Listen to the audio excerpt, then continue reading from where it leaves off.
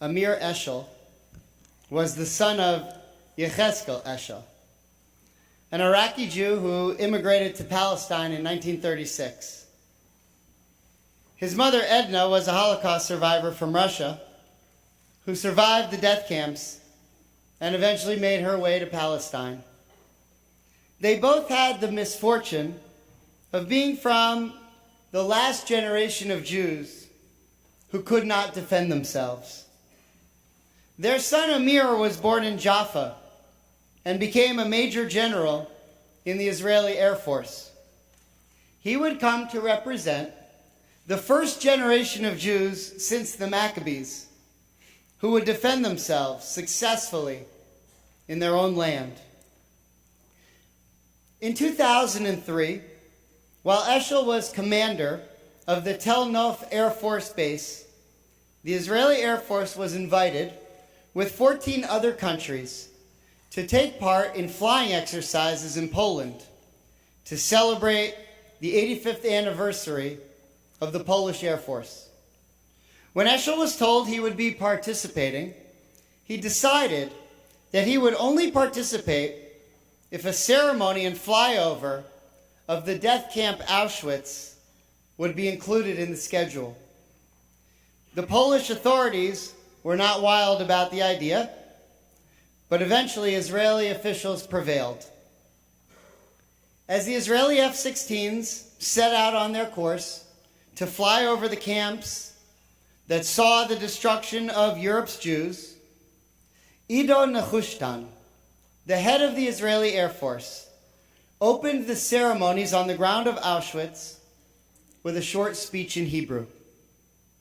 He told the gathered crowd of dignitaries and survivors, "We came in order to see the places of mass annihilation, to walk the streets of the ghetto, to march through the forest to the death pits, to pass through the gates of the death camps, in order to try and imagine the tremendous tragedy on an individual, family, and collective level."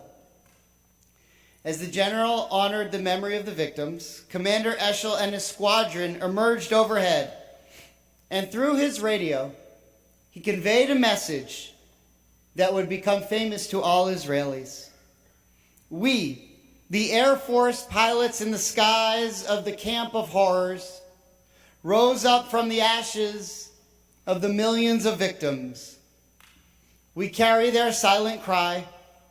We salute their bravery and promise to protect the Jewish nation and its land, Israel."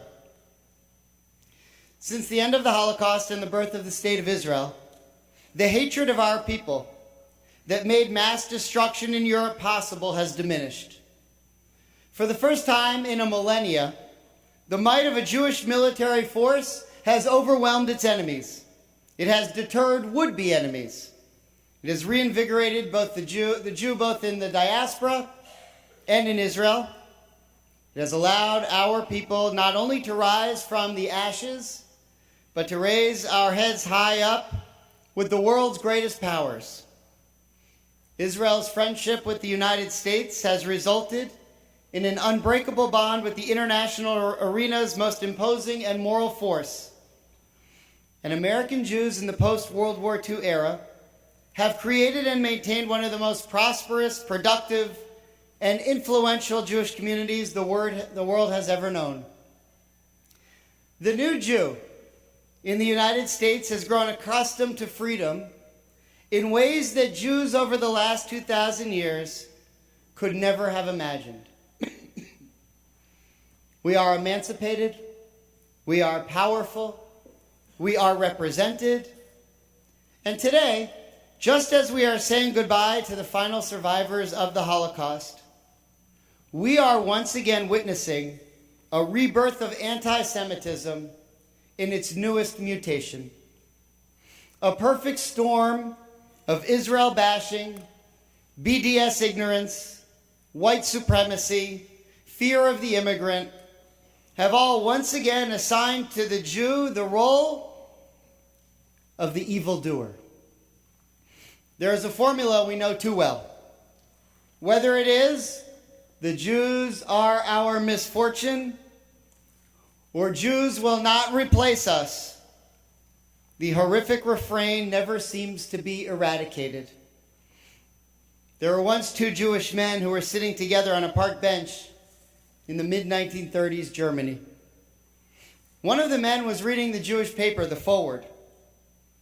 Each page detailed new Nazi restrictions and laws aimed at marginalizing Jews from society, and how the Nazis blamed the Jews from all of society's ills. The other man was reading Der Stürmer, the Nazi newspaper. His friend asked him, "How can you bear to read that Nazi trash?"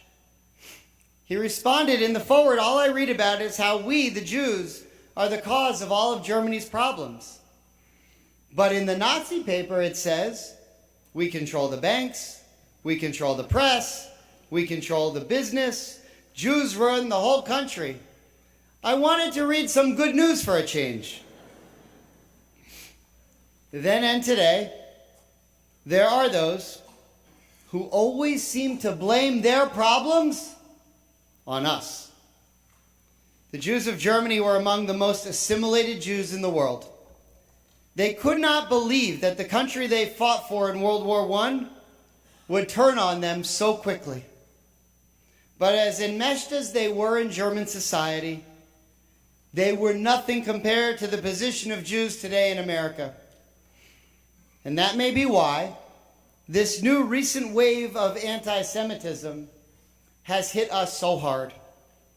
The tragedy in Pittsburgh seemed like an exclamation point to a radical rise of Jew hatred and white supremacy that has emerged over the last couple of years. The internet, the political climate today, the rise of radicalism across the globe have inspired white nationalists to come up from under their rocks and engage in acts of intimidation, vandalism, bomb threats, violence, and even murder.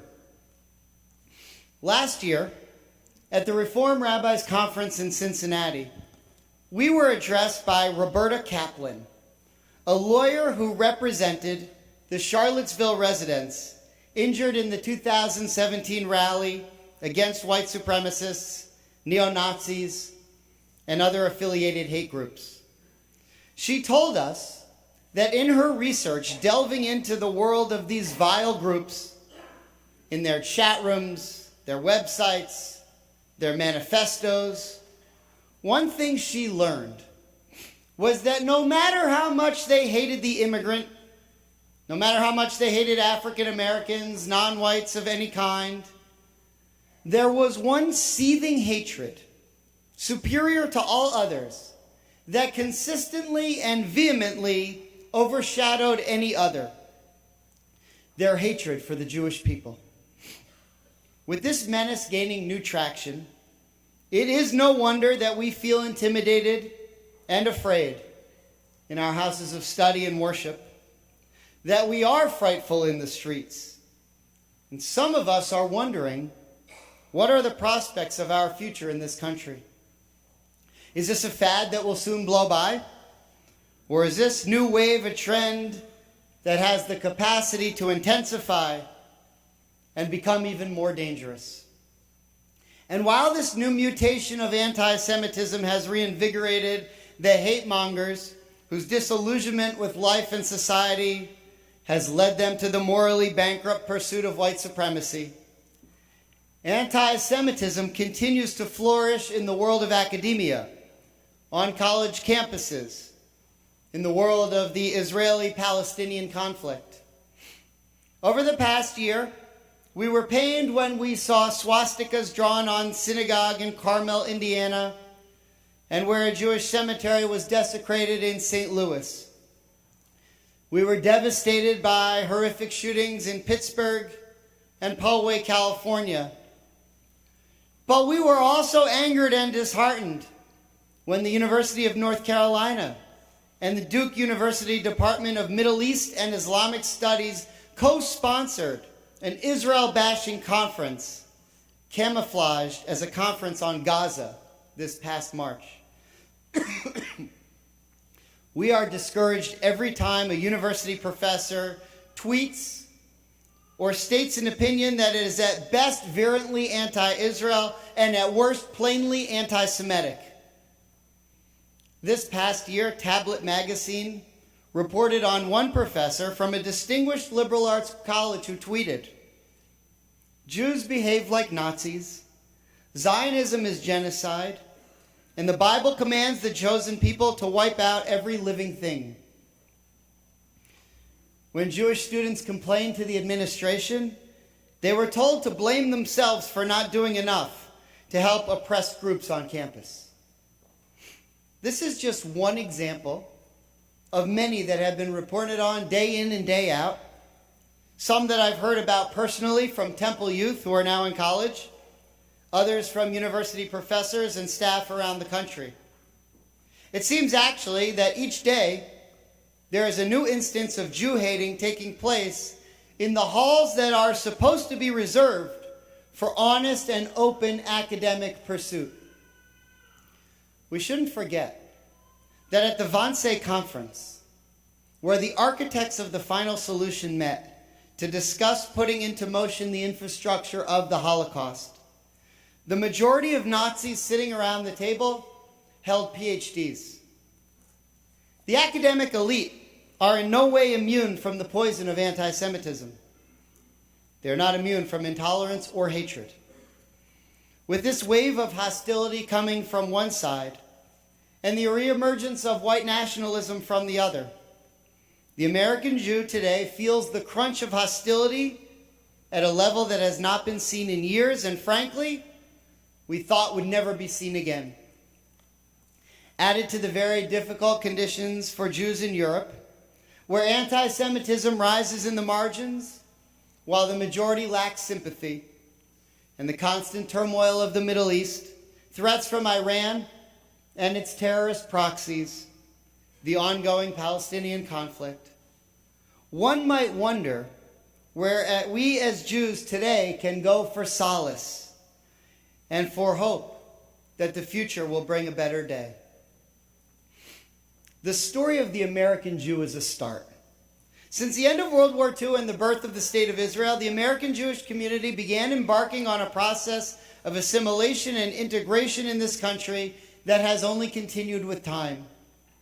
Our accomplishments in virtually every field have been prolific, and the sight of Jews in any field is not questioned or discouraged. Anti-Semitism has become politically incorrect and even reprehensible in most circles. And yet we forget that before World War II, Jewish identification and pride in this country was at an all-time low. We lived with quotas, professional and academic discrimination, social restrictions, and various other forms of isolation. But the war brought change. Change to the world, devastation to European Jewry, rebirth to the Holy Land, and the creation of a new community there, a renewed sense of identity for the American Jew. Some 550,000 Jews served in the American Armed Forces. Most of them were in Europe, and they saw firsthand how an enemy unlike any other the Jew had ever known unleashed its terror on our people.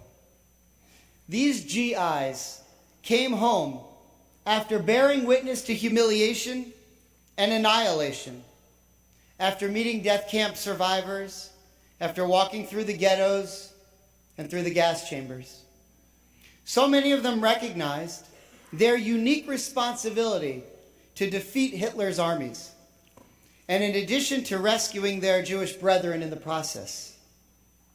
Men like Lieutenant Seymour Weissman from the Bronx, platoon leader of the 104th Infantry Timberwolf Division, who after entering Germany and driving the Nazis out of Cologne, joined with a priest from a local Catholic church to seek out Jewish children in hiding and reunite them with the survivors of other Jewish families. The scenes of Europe deeply affected the GIs, and they returned to the States eager to reinvigorate their Jewish identities combat anti-Semitism, constructed infrastructure that would house a Jewish community on the cusp of Renaissance. In the 1950s, with Jews moving out to the suburbs, synagogue membership increased from 20% level of American Jews in the 30s to 60% by 1960. Armed with a new mission to support Holocaust survivors and help build the state of Israel, Jews in this country found that the synagogue was the place where they could interact with other Jews and nurture their Jewish identities. Jews had a new sense of purpose, and after helping their country to victory in the war, they experienced a boost to their self-esteem nationwide. In 1940, the United Jewish Appeal raised $14 million. But by 1946, they were raising over $130 million annually. While virtually every Jewish community in the world was either annihilated or reeling after the Holocaust, and the nascent Jewish state was trying to get on its feet, the Jewish community of the United States was experiencing for the first time a generation of Jews all born in America, starting to be accepted culturally and professionally, reinvigorated both by world events and their own unique opportunities. For the American Jew, the age of the shtetl Jew who feared pogrom and cowered in the face of public authority, or the urban Jew who feared roundup, ghettoization, and being led meekly to the slaughter, was over.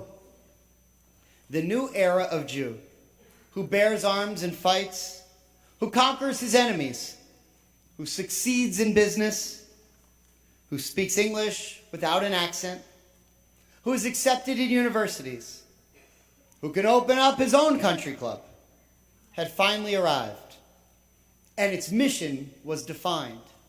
The American Jew would take responsibility for Jews who couldn't take care of themselves, and they wouldn't apologize to anyone who got in their way. This attitude has served as the spine and backbone of a community that has flourished and contributed infinitely to this country. The new Jew in America found ways to defend itself and to aid Jews around the world. The new American Jew recognized in Israel a brother and treated its community like family. The new American Jew marched arm in arm and didn't back down until the Iron Curtain was lifted and our brothers and sisters were freed from the ruthless grip of the Soviet Union. The new American Jew championed civil rights for everyone, social justice and social action in a way that inspired peace-loving people throughout our nation.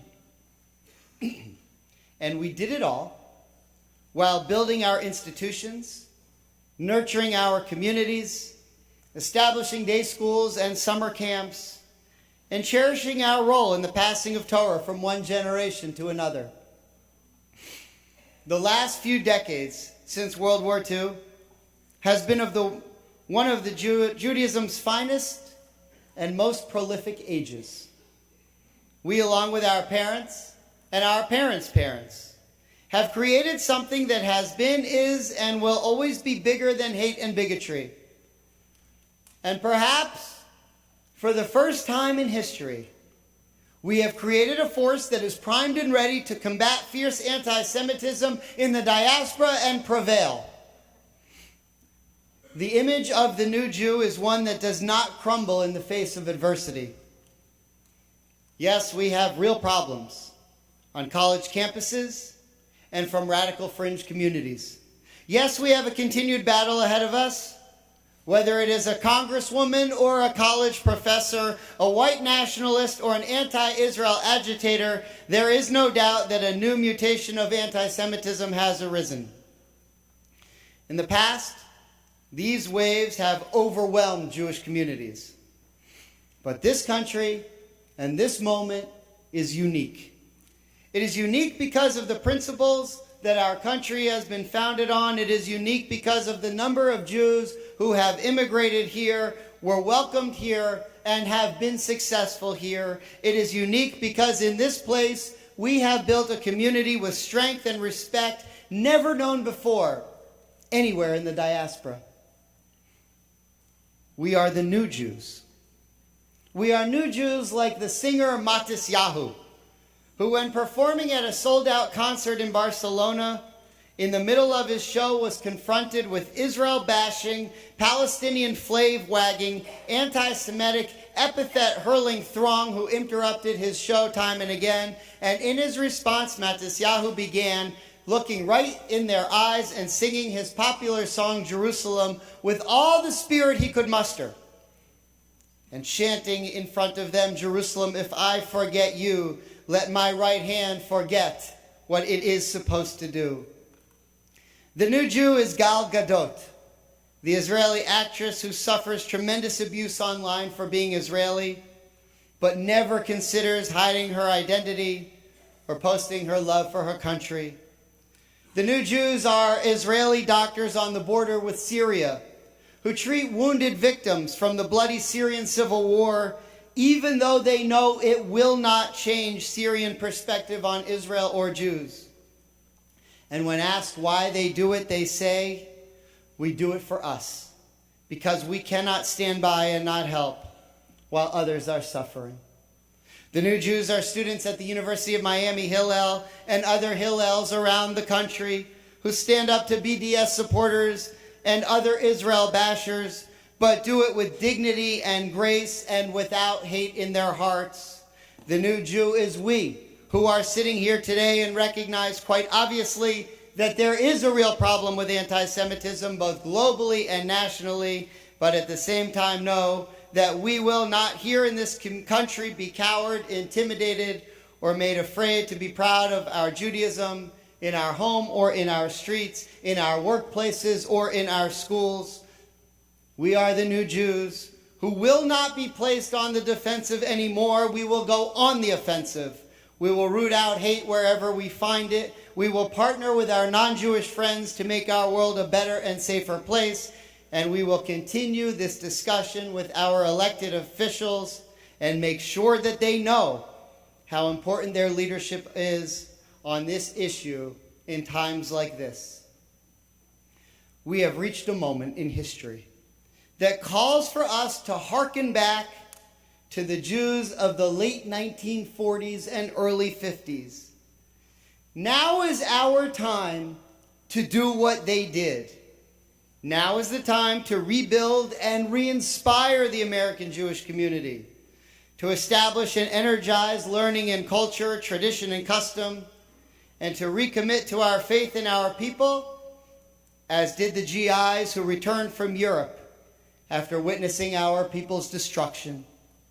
They returned in shock at what had befallen our people, but they came back to these shores more determined than ever to make certain that the future would be different than the past. It is their spirit returning to these shores that we must channel, as we must recognize that during this moment of crisis, when adversity is beset upon us from all sides, that we do have the wherewithal, the resources, and the moral mandate to defend our people and promote our heritage. In this time of fragility, in place of cowering, our neighbors will see, just as they did after World War II, that we are not hiding, we are building. We are not diminished, we are growing. We are not weakened, we are expanding. And we will continue to hold our heads up high as we do it, because we know that our mission is just, our objective is pure, and our resolve is fierce. There may not be a cure for anti-Semitism. We may never purge it from every dark corner or from underneath every mossy rock. But there is a vaccine for this virus. And we become immunized when we decide, with our own dogged determination, to stand up to those who see Judaism as our weakness. Their words should not frighten us. They should embolden us. Their grotesque efforts to define themselves not by their own character, but by hatred of the other, must be met by us and our allies with a resounding display of moral courage and fortitude. Never again means that never again will we allow the lowest common denominator of humanity to define who we are as a people. We will remind ourselves that we descend from the nation that was lifted from the bowels of slavery and raised to the heights of spiritual and physical redemption. And as our antibodies grow in strength inside of us, as we become impervious to any external threat, we will set an example for ourselves and for our community. We will teach them and remind ourselves that our values, our faith, and our accomplishments have left us primed and prepared to meet this or any other challenge that comes our way. Today, as fear creeps closer from seemingly every direction, when the natural tendency might be to recoil and even shy away from Jewish identity, I find myself prouder than ever to count myself among the Jewish people, to wear my kippah proudly in public, knowing that its presence signals to others that I am someone who lives a life inspired by the wisdom of our tradition. Today I am prouder than ever to stand up and say that I am Jewish, that my people will prevail, that our Torah values are righteous, and that the good and decent people that make up the backbone of our country will stand with us, that our brothers and sisters in Israel will be safe and secure and continue to thrive, that those who threaten our well-being will one day be eradicated, and that our voices in unison will hold firm and not quiver as we declare in one unified and imposing declaration, Am Yisrael Chai, Am Yisrael Chai, Am Yisrael Chai, the nation of Israel lives. Amen.